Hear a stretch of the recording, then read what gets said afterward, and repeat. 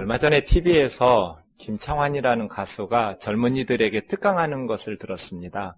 여러분 탤런트도 하시고 산울림을 인도했던 지금은 김창완 밴드라는 팀의 리더더라고요. 이분이 강의하는 중간에 그런 내용을 말하더라고요. 중학교 2학년 때 어른들에게 묻고 다녔대요. 왜 사세요? 그러니까 왜 중학교 2학년 때인지는 모르겠어요. 그때 만나는 어른들마다 왜 사느냐고 묻고 다녔대요.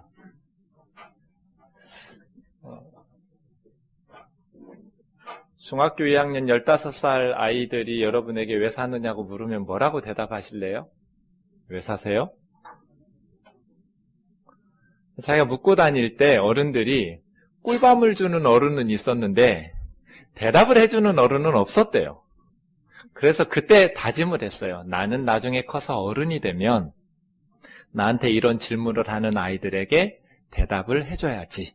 그런 어른이 돼야지. 이렇게 다짐을 했는데 40이 넘고 50이 넘어도 대답할 수가 없는 거예요.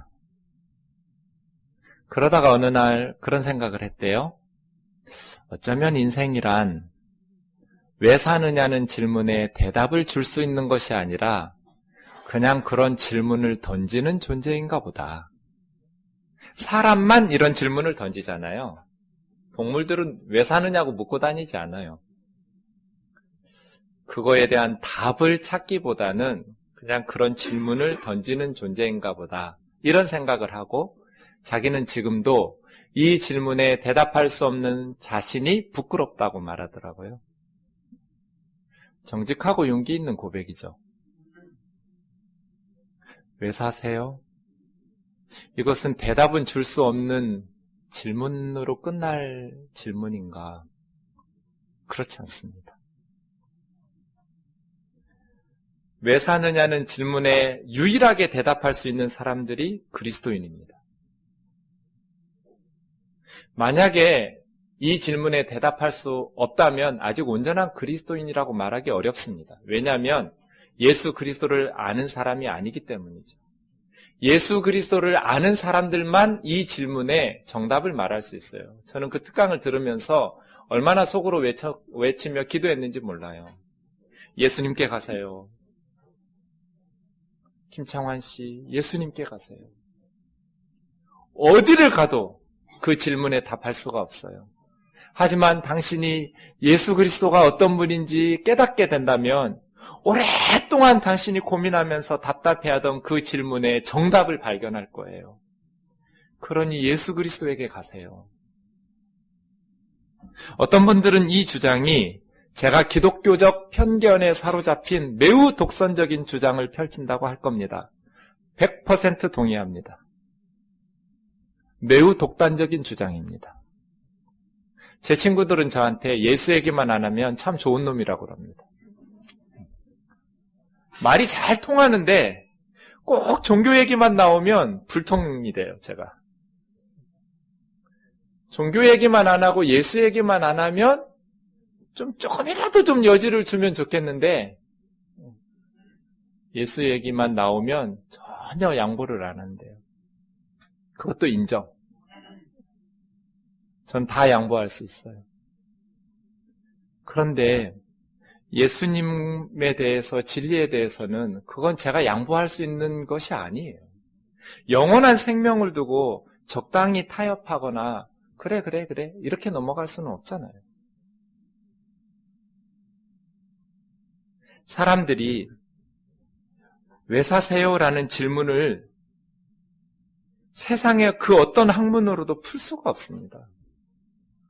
이것은 예수님으로만 풀 수 있습니다. 이것이 독단적이라면 여러분 오늘 본문 36절을 보세요. 아들을 믿는 자에게는 영생이 있고 아들을 순종하지 않는 자에게는 영생은 보지도 못하고 하나님의 진노가 그 위에 머물러 있느니라. 저만 독단적이에요? 세상에 이렇게 독선적인 주장이 어디 있어요? 타협의 여지가 전혀 없잖아요. 이렇게 확실하게 선언하는 확정적인 선언이 없습니다. 세상에서 가장 타협하지 않는 책이 신약 성경입니다. 타협의 여지가 없어요. 왜 예수만 유일한 진리냐? 왜 너는 오직 예수냐? 왜 다른 종교는 인정하지 않느냐? 다른 종교와 예수님은 다르니까요. 옛날에 김대중 대통령의 비서실장을 했던 한 정치인이 왜 삼김 하느냐 기분 나쁘게, 김대중, 김영삼, 김종필 씨는 살아온 삶이 다르고 정치 철학도 다른데 성만 김으로 똑같지 왜 삼김 하냐고 성질낸 적이 있거든요. 야, 기독교도 뭐 다 종교고 불교나 이슬람교나 다 똑같은 종교 중에 하나인데 왜 자꾸 그렇게 다른 종교 비판하면서 사냐? 다르니까요. 다른 걸 어떻게 똑같이 대충 넘어가요? 다른데. 오늘 설교 제목이 기독교의 핵심입니다. 기독교의 핵심은 예수 그리스도라는 한 인물에 있습니다. 기독교는 종교 중에 하나도 아니고 철학이나 삶의 방식도 아닙니다. 신약 성경은 우리에게 처음부터 끝까지 예수 그리스도에게 집중하게 합니다. 기독교의 본질은 예수 그리스도라는 한 인물에 있습니다. 그 외에 아무것도 아닙니다. 어떤 사람이 나는 그냥 선한 삶을 살기 위해서 교회에 나왔습니다. 나는 마음의 평안을 얻기 위해서 교회에 나왔습니다. 나는 삶의 어려움을 좀 회복하고 극복하기 위해서 교회에 나왔습니다. 신약 성경이 뭐라고 말합니까? 그건 다 뒤로 밀쳐내십시오. 예수 그리스도가 누구인지 아십시오. 처음부터 끝까지 우리에게 우리의 형편과 처지를 묻지 않고 예수 그리스도가 누구냐고 묻고 있습니다. 그래서 기독교의 본질이 예수 그리스도입니다. 저는 어릴 때 교회에서 부흥회 할 때마다 왜 꼭 목사님들이 그런 질문을 했는지 몰라요. 지금 죽어도 천국에 갈 확신이 있습니까? 손 드세요. 지금 죽어도 천국에 갈 확신 있는 사람. 들자니 내가 너무 뻔뻔한 것 같고, 안 들자니 지옥 갈 것 같고, 들지도 못하고 못 들지도 못하고 눈치 보다가 옆에서 들기 시작하면 중간에 들었다가 얼른 내리는. 지금 생각해보면 그 질문이 틀렸어요. 잘못된 질문이에요. 왜냐하면 구원의 확신, 천국에 갈 확신이 있다고 해서 천국 가는 게 아니니까요. 이단에 빠진 사람들보다 더 확신이 강한, 구원의 확신이 강한 사람들은 없어요. 그 사람들이 천국 갈 확신이 있다고 해서 천국에 다 들어가요? 못 들어가요. 질문을 어떻게 바꿔야 되냐면 당신에게 예수 그리스도는 누굽니까? 하고 물어야 돼요. 예수 그리스도가 당신에게 어떤 분입니까? 신약 성경은 처음부터 끝까지 우리에게 이거 물어요. 기도는 공동체예요. 우리예요, 우리. 주기도문은 우리예요. 나라는 1인칭 개인이 단수가 하나도 없어요. 하늘에 계신 우리 아버지, 우리에게 일용할 양식. 그러니까 기도는 우리가 다 함께 잘 살아야 돼요. 나 혼자 잘 사는 건 기도 아니에요. 우리가 같이 함께. 이게 기도고요. 믿음, 신앙은요, 나예요. 우리가 아니에요. 그래서 주기도문은 우리인데 사도신경은 내가 믿사오며예요. 대충 우리가 끼어서 남들 손 들면 손 이런 게 아니란 말이에요. 내가 믿는 거 내가. 신약성경은 우리에게가 아니라 우리 한 사람 한 사람 나에게 물어요. 당신에게 예수 그리스도는 누굽니까? 이 시간 하나님께서 우리에게 예수 그리스도를 바르게 알 수 있는 은혜를 깨우쳐 주시기를 주의 이름으로 축원합니다. 왜 예수님만 유일한 구원자라고 말하고 도대체 예수가 누구길래 그렇게 말하는지 오늘 말씀을 다시 한번 천천히 같이 읽어보겠습니다. 제 생각에는 여기가 요한복음의 핵심이에요. 그리고 성경 전체의 핵심 구절이에요. 3장 31절부터 36절 같이 읽어보겠습니다. 시작. 위로부터 오시는 이는 만물 위에 계시고 땅에서 이는 땅에 속하여 땅에 속한 것을 말하느니라. 하늘로부터 오시는 이는 만물 위에 계시나니 그가 친히 보고 들은 것을 증언하되 그의 증언을 받는 자가 없도다. 그의 증언을 받는 자는 하나님이 참되시다는 것을 인쳤느니라. 하나님이 보내신 이는 하나님의 말씀을 안 하니 이는 하나님이 성령을 한량없이 주심이니라. 아버지께서 아들을 사랑하사 만물을 다 그의 손에 주셨으니 아들을 믿는 자에게는 영생이 있고 아들에게 순종하지 아니하는 자는 영생을 보지 못하고 도리어 하나님의 진노가 그 위에 머물러 있느니라. 예수가 누구길래 유일한 구원자라고 말하는가? 31절과 34절에 세 가지로 말씀합니다. 예수님은 누구예요? 위로부터 오시는 이 그랬어요. 위에서 오셨다라는 것은 무슨 뜻일까? 그 다음 문장과 비교해 보면 분명한 의미가 드러나는데 땅에서 태어난 이들은 땅에 속하여 땅에 속한 것을 말한다. 그러나 예수님은 위에서, 그럼 위라는 것은 하늘에서 오시는 이 그랬어요. 세상의 모든 사람들은 다 이 땅에서 태어났어요. 예수님을 제외하고 우리 모두는 이 세상에서 땅에서 났어요. 그래서 땅에 속하여 땅에 속한 것만 말해요. 그렇죠? 그런데 예수님은 달라요. 예수님은 위에서 오셨어요. 위가 어디예요? 하늘에서 오시는 이예요. 하늘에서 오셨어요. 34절은 이것을 하나님께서 보내시니 이렇게 말했어요. 예수님은 위에서 오셨고 하늘에서 오셨고 하나님께서 보내셔서 오신 분이에요. 우리의 구원자가 되려면 이 우주보다도 크신 분이어야 하잖아요. 예수님은 위에서 오셨고 하늘에서 오셔서 만물 위에 계신다. 이게 뭐예요? 초월성이에요. 예수님은 이 우주보다도 크신 분이라는 거예요. 공자님은 한 번도 자기 자신이 이 우주보다도 큰 우주를 창조한 창조주요, 세상의 심판주요, 이 세상의 구원자라고 말씀하신 적이 없어요. 공자님은 단 한 번도 자기가 신이라고 하나님이라고 말한 적이 없단 말이에요. 후대의 사람들이 사당을 세워놓고 제사 드리면서 신격화한 거죠. 유교는 종교가 아니에요. 신이 없어요. 삶의 철학이죠. 불교도 마찬가지예요. 석가모니는 한 번도 자신을 신으로 말한 적이 없어요. 이 세상을 창조했다거나 이 세상의 구원자라고 말씀하신 게 없단 말이에요. 사람들이 신격화해서 종교로 만든 거죠.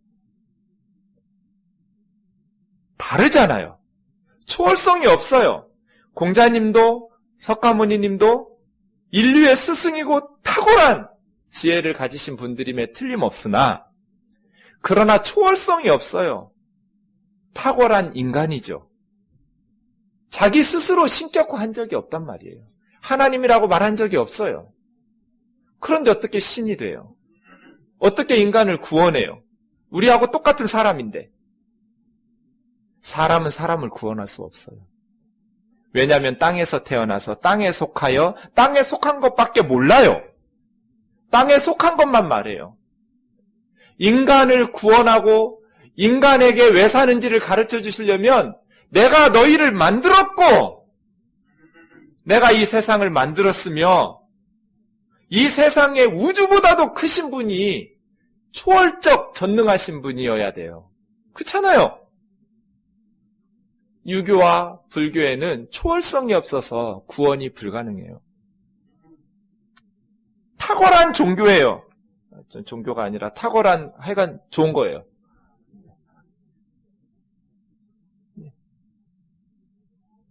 틀린 말 하나도 안 하셨어요. 공자님 말 중에 틀린 말이 몇 마디나 있어요. 나라에 충성하고 부모에 효도하고 사람을 귀하게 예를 다하고 틀린 말 하나도 없어요. 부처님 하신 말씀 중에 틀린 말이 어디 있어요? 욕심을 버리고 아집을 버리고 마음을 비우고 생명을 존중하고 틀린 말이 어디 있어요? 탁월한 인류의 스승임에 틀림없으나 그러나 우리를 구원하실 수 없어요. 왜요? 초월성이 없어요. 인간을 구원하려면 우주보다도 크신 초월적인 하나님이에요. 예수님은요, 하늘에서 왔대잖아요. 우주보다도 크신 분이라고요.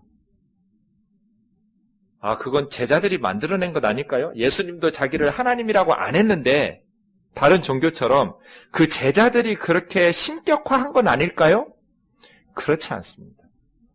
요한복음 10장 30절부터 보면 예수님이 나와 아버지는 하나이니라 그랬어요.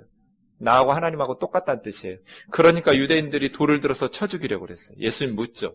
내가 너희 가운데 많은 선한 일을 베풀었는데 그 일들 중에 무슨 일로, 무슨 악한 일을 내가 했길래 나를 돌로 쳐서 죽이려고 하는가? 그때 사람들이 요한복음 10장 33절에서 뭐라고 그래요? 네가 행하였던 선한 일 때문이 아니라 너의 그 말 때문이다. 신성모독의 그 참남한 말, 네가 사람이 되어서 자침 하나님이라고 하기 때문이다. 그때 예수님 뭐라고 그래요? 아니야 오해야, 잘못 알아들었어, 나 하나님 아니야. 그러지 않았어요. 제대로 알아들었네. 예수님은 자기 자신을 하나님으로, 사람의 아들이 사람이듯 하나님의 아들은 하나님이란 뜻이잖아요. 마태복음은 유대인들에게 복음을 전한 성경이거든요. 그런데 마태복음 5장에 보면 예수님이 십계명의 딴지를 걸어요. 이런 선지자가 없어요. 어떤 유대인도 십계명을 걸고 넘어진 분이 없어요. 너희가 살인하지 말라 하는 말을 들었으나 6계명이에요. 나는 너희에게 이르노니 형제를 미워하는 자는 이미 살인하였다. 너희가 간음하지 말라라는 7계명이에요. 말씀을 들었으나 나는 너희에게 이르노니 여자를 보고 음욕을 품는 자는 이미 마음으로 간음했다. 10계명이 높아요? 예수님 말씀이 더 높아요? 예수님 말씀이 더 하나님의 뜻을 드러낸다는 거예요. 이런 식으로 말한 선지자가 어디가 있어요? 이혼 증서를 써서 아내를 내보내라는 말을 들었으나 신명기법이에요. 나는 너희에게 이르노니 이웃을 사랑하고 원수를 미워하라는 말을 들었으나 나는 너희에게 이르노니 맹세하라는 말 들었으나 나는 너희에게 이르노니 예수님은 율법보다 심지어 십계명보다 자신이 더 하나님의 뜻을 정확히 드러낸다고 말씀하셨어요. 예수님은 자기 자신을 선지자 중에 하나로 인식하고 계시지 않았어요. 아빠라는 표현이 있어요. 발음도 뜻도 다 똑같이 아빠예요. 이스라엘 애들 어릴 때 우리 한국 아이들처럼 자기 아빠 친근하게 부를 때 아빠라고 불러요. 아빠 그래요. 우리 한글성에 아바 이렇게 아바라고 부르는 애는 없어요. 아빠라고 불러. 다 이스라엘 애들도 아빠예요. 아빠. 그런데 우리하고 조금 다른 것은 우리는 아빠에게만 아빠라고 하지만 유대 아이들은 선생님에게도 아빠라고 부르고 아빠의 친한 친구에게도 아빠라고 불러요. 이 정도 차이 외에는 똑같아요. 그런데 유대인들 중에 그 어느 랍비 문서에도 하나님을 아빠라고 부른 유대인은 한 번도 없었어요. 하나님을 그렇게 가볍게 부를 수가 없는 거예요. 하나님 아빠 이러면 굉장히 불경하다고 여길 거예요. 그런데 예수님이 최초로 하나님을 아빠라고 부르고 다녔어요. 아마 예수님의 말씀을 들을 때 굉장히 불쾌하거나 이상하다고 느꼈을 거예요. 그런데 예수님은 자기만 하나님 아빠라고 부른 게 아니라 제자들에게 다 아빠라고 부르게 가르쳐요. 그래서 제자들도 하나님을 아빠라고 부르기 시작했어요. 예수님은 자기를 누구로 인식하고 계신 거예요? 하나님의 독특한 아들로 인식하고 계신 거예요. 모세보다도 더 탁월한 자, 성경을 쓴 성경보다도 더 탁월한 자, 예수님은 자기 자신을 하나님의 아들로, 나와 아버지는 하나이니라. 그래서 예수님 죽은 거예요. 예수님은 초월성. 예수님은 4대 성인 중에 한 분이 절대로 될 수가 없어요. 예수님의 말이 옳다면 예수님은 하나님이고요. 예수님의 말이 틀렸다면 예수님은 사기꾼이에요. 그렇잖아요. 이 세상을 창조한 신이라는데, 이 세상의 구원자라는데, 이 세상을 심판할 심판주라는데, 공자님 말씀 중에는 걸고 넘어질 말이 없어요. 부처님 말씀 중에 걸고 넘어갈 말이 없어요. 왜냐하면 자신을 신격화하지 않으니까요. 그러나 예수님 말은 처음부터 걸려요. 자신을 신이라고 공공연히 떠들다가 십자가에 죽으셨으니까요. 그 말이 맞으면 하나님이고 틀리면 사기꾼인데 어떻게 4대 성인 중에 하나가 돼요? 그런데 우리의 구원자가 되려면 초월성이 있어야 돼요. 그래야 인간을 구원하죠. 그런데 여기에는 또 한 가지 의미가 있어요. 위로부터 오셨대잖아요. 이 세상에. 하늘로부터 오셨고 하나님이 보내셨고 내재성이 있는 거예요. 우주보다도 크신 그분이 인간을 구원하려고, 우리를 도와주려고 이 세상에 오셨다는 거예요. 초월적인 하나님이 인간의 모습으로 성육신하셔서 인간들을 도우시려 이 세상에 내재하러 오셨대요. 유대교의 여호와 신앙과 이슬람교의 알라 신은 초월성은 있지만 내재성이 없어요. 그래서 구원의 가능성이 없어요. 구원자가 아니에요. 왜요? 유대인들이 믿는 하나님은 우주를 창조하신 분이고 심판하신 분이고 역사의 주인이신 초월적인 하나님이에요. 무슬림들의 알라신도 창조주이시고 심판주이신 초월적인 하나님이에요. 그런데 우주 밖에 계셔요.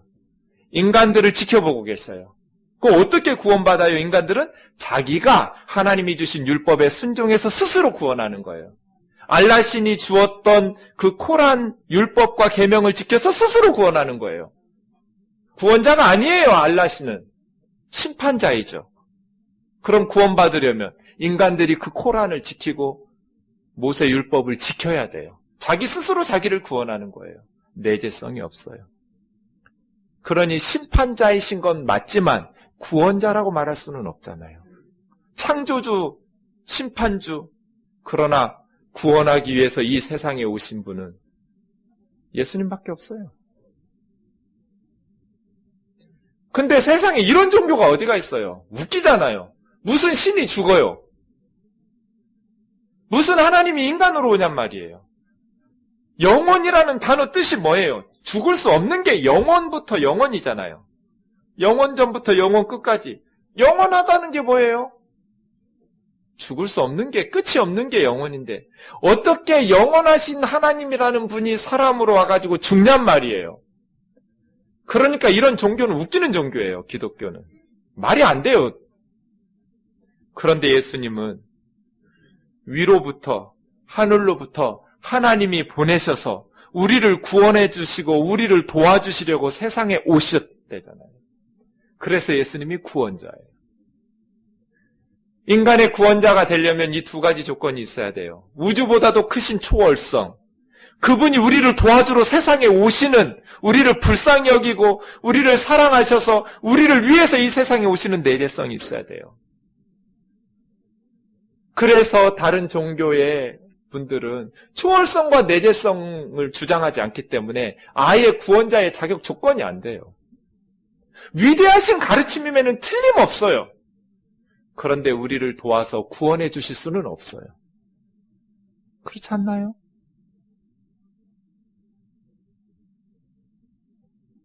그래서 예수님이 유일한 구원자라고 말하는 거예요. 예수님은 모 아니면 도예요. 예수님이 모면 구원자고 도면 사기꾼이에요.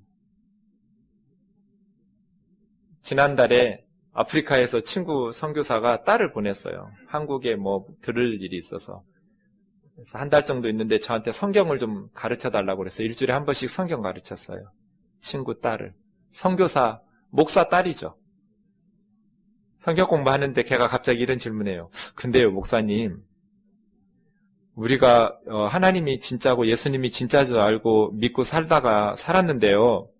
죽었는데 이게 진짜가 아니면 어떡해요? 그래서 제가 뭐라고 그럴게요? 예수님이 진짜인 줄 알고 믿고 살았는데 죽어봤더니 진짜가 아니야. 그럼 어떡하냐요? 제가 그럼 너하고 나는 망한 거지.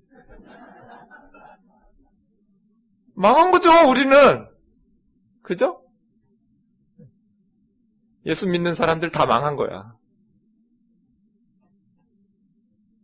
불쌍하지. 다른 분들보다 목사님은 좀 더 불쌍하고 목사님보다 니네 엄마 아빠 선교사들 아프리카에서 가서 그 고생하는 선교사들은 더 불쌍하고 순교자들은 진짜 말할 수 없이 불쌍하고 괜히 죽었잖아요. 그거잖아요. 중간이 없어요. 예수님이 참이면 예수님 안에서 모든 것을 얻어요. 예수님의 주장이 거짓이면 우리는 다 잃어요. 망한 거예요. 구원자이시려면 초월적인 하나님이, 부처님이나 공자님한테 욕하는 사람은 없어요. 다 이해할 수 있고 인정할 수 있는 주장을 하시니까요. 원수까지 사랑하고 용서하라는데 그 틀린 말이 어디가 있어요? 안 되지만 불교에는 심판의 개념이 없어요. 죽으면 히틀러나 테레사 수녀나 똑같아요. 다 품어요. 불교는. 다 용서해요. 근데 이놈의 종교 기독교는 심판, 지옥과 천국을 말하니까 이거는 진짜 짜증나죠. 둘 중 하나예요. 하나님은 분명히 말씀하셔요. 히틀러하고 테레사 수녀는 다르다. 그래서 우리가 진지하게 예수 그리스도를 따라야 돼. 살펴야 되고, 예수님은 위로부터 오시는 분. 그래서 많은 사람들이 교주를 따르는 거예요. 그 이단의 교주를 하나님으로 섬기는 거예요. 왜냐? 외형적으로 두 가지 조건을 다 갖췄거든요. 구원자의 조건. 이단의 교주들이 자신을 뭐라고 그래요? 하나님이라고 그래요. 초월성 있죠? 그리고 너희를 구원하러 세상에 온 내재성도 있어요. 그러니까 거기도 둘 중 하나잖아요. 이단의 교주가 진짜 하나님이라고 빠지든지, 그렇게 보면 거기 단체에 아닌 다른 사람들은 다 지옥에 갈 것이니까 얼마나 불쌍히 여기겠어요, 우리들을. 구원자의 조건이 되려면 초월성과 내재성이 있어야 돼요. 그래서 이단의 교주들처럼 망하거나 다 거기 가서 제대로 된 진리이신 예수님을 믿고 구원받거나 둘 중 하나예요. 그런데 이 예수님이 32절부터 34절까지 보세요. 예수님의 오셔서 예수님이 하늘의 증언들을 하니까 받아들이는 사람이 없어요. 두 가지 반응이 나타났어요.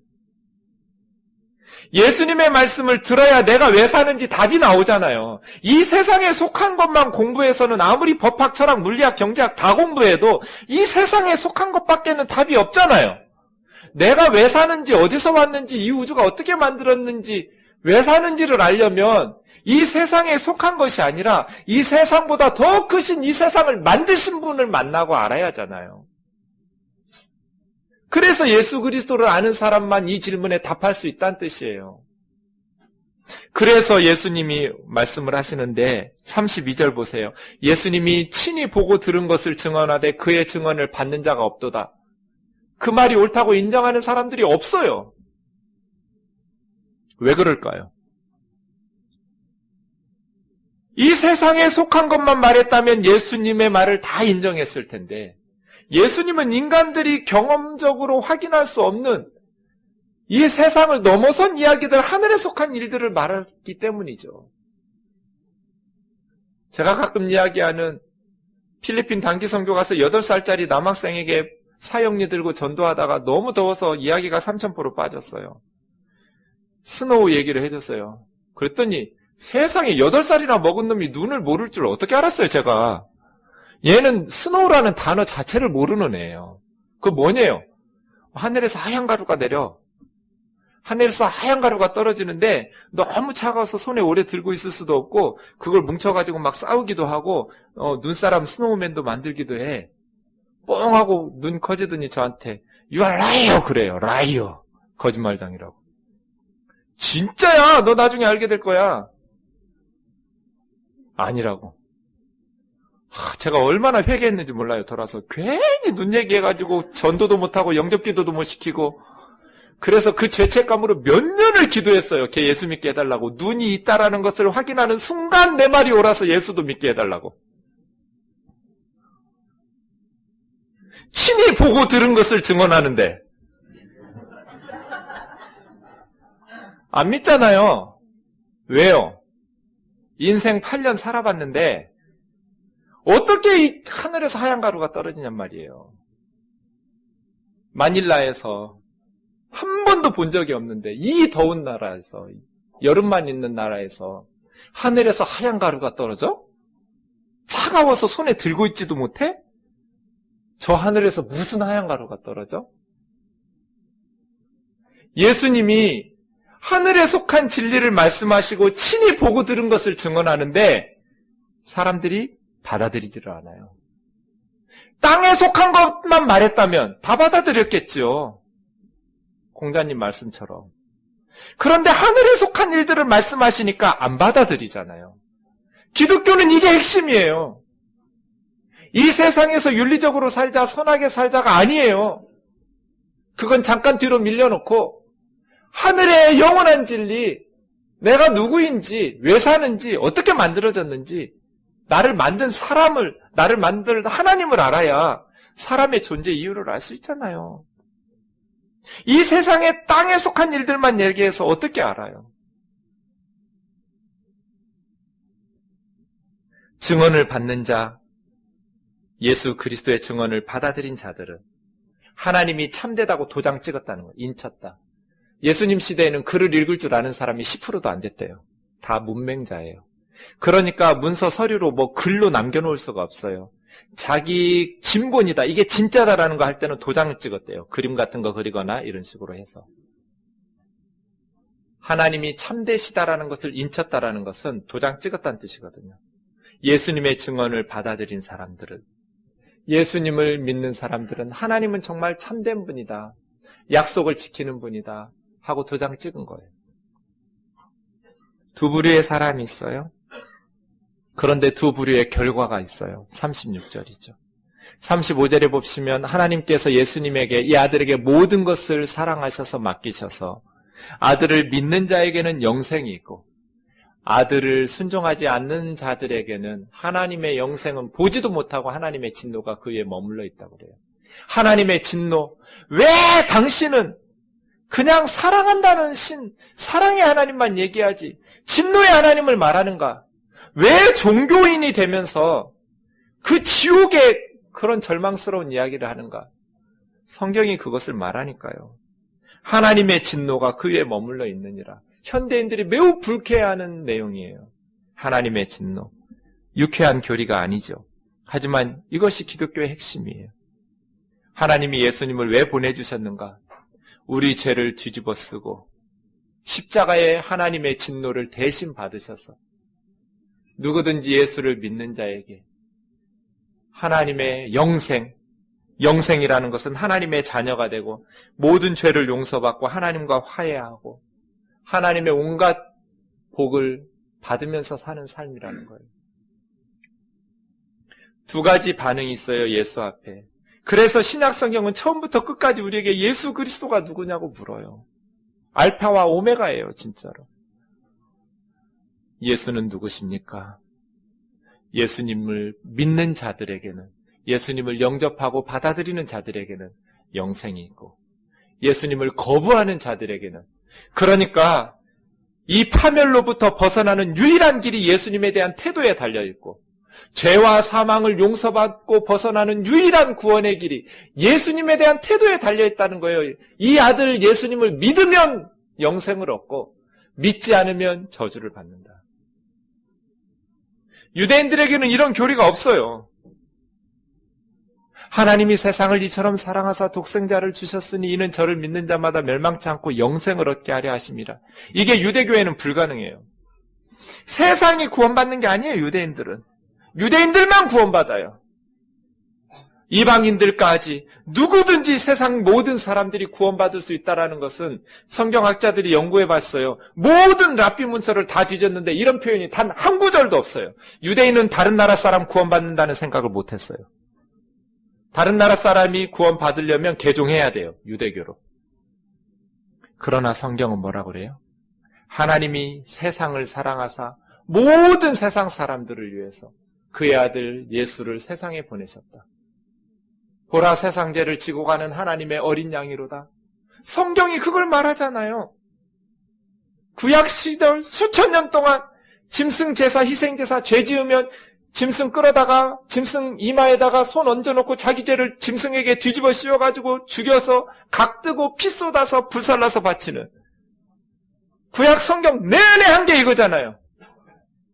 그러면서 선지자들을 통해서 예수님에게 세상의 모든 죄를 뒤집어 씌워서 고난받게 하시고 구원을 주시겠다고 약속하신 게 구약의 약속이잖아요. 예수님의 이 하늘에 속한 진리들을 받아들이지 않으면 우리는 죽었다 깨어나도 내가 왜 사는지 알 수가 없어요. 땅에 속하여 땅에 속한 일들만 말하면 착하게 살자, 사랑을 베푸면서 살자, 다 좋은 말이죠. 하지만 그런 말 하는 사람에게 돌전지 마음의 분노가 일어날 사람은 없지만 예수님의 십자가를 말하고 예수님의 유일성, 그의 초월성과 내재성의 구원자 되심을 말하면 독단적이라고 싫어하죠. 그래서 여러분이 세상에 가서 복음을 전하면 세상 사람들이 듣기 싫어할 거예요. 세상은 예수 믿는 것을 부끄럽게 여기도록 만들어요. 네가 봤어? 가봤어? 천국 있는 거 알아? 네가 봤어? 경험해봤어? 지옥 가봤어? 안 가봤어 하다가 복음 못 전하고 끝나죠. 세상은 우리를 수치스럽게 여기고 내가 경험할 수 있는 것만 말하라고, 땅에 속한 것만 말하라고 그렇게 말하면서 많은 젊은이들 앞에서 왜 사세요? 이것은 답을 얻을 수는 없고 질문을 던지는 게 인간이다. 기껏해야 거기까지밖에 말할 수가 없는 예수님의 진리는 거부하고 영원한 진리, 하늘의 진리를 알아서 내 삶이 어디서 왔는지, 왜 살아야 되는지, 어떻게 살아야 되는지에 대한 근본적인 해결책은 거부한 채 그냥 자기가 인정할 수 있는 내용만 말해달라고, 다른 종교처럼 필리핀의 8살짜리 아이처럼 내가 인정할 수 있는 이야기만 해달라고 고집 피우면서 또 내가 어디서 왔는가? 노래는 또 잘 만들어요.